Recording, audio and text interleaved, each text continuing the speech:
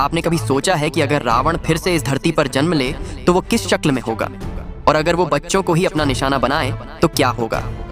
देखिए, सीरियल मन अति सुंदर के विजय महोत्सव महासंग्राम में जब कलयुग का रावण ले गया मासूमों को और रची ऐसी साजिश जिसे सुनकर रूह कांप जाए, कहानी की शुरुआत होती है सूरज और ईशा के घर से, जहां आज पहली बार पूरे सीरियल की रानी और महारानी एक साथ सूरज के दरवाजे पर पहुंची थीं। सूरज मुस्कुरा रहा था, लेकिन उसे क्या पता था कि यही दिन उसकी जिंदगी का सबसे बड़ा तूफान लेकर आएगा। अनाथालय से आई वो वैन जिसमें राध्या और ईशा कुछ कन्याओं के साथ बैठी थीं, वही वैन अब किसी और के कब्जे में थी। वो कोई और नहीं बल्कि वही था जिसे सब कलयुग का रावण कहने लगे हैं। उसने पूरे प्लान के साथ गाड़ी को बीच रास्ते से हाईजैक कर लिया।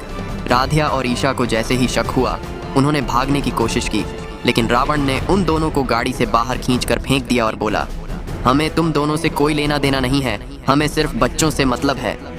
ईशा जमीन पर गिरते ही बेहोश हो जाती है और राध्या घबरा कर दौड़ती है किसी की मदद के लिए, लेकिन रास्ता सुनसान है, न कोई गाड़ी न कोई इंसान।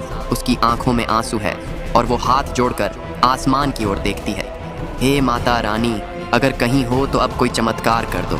तभी एक चमत्कार होता है। दूर से स्कूटी पर आती है अहाना और रूही। राध्या दौड़कर उन्हें रोकना चाहती है, लेकिन स्कूटी बिना देखे ही आगे निकल जाती है। तभी अचानक रूही पीछे मुड़ती है और चिल्लाती है, अहाना रुको।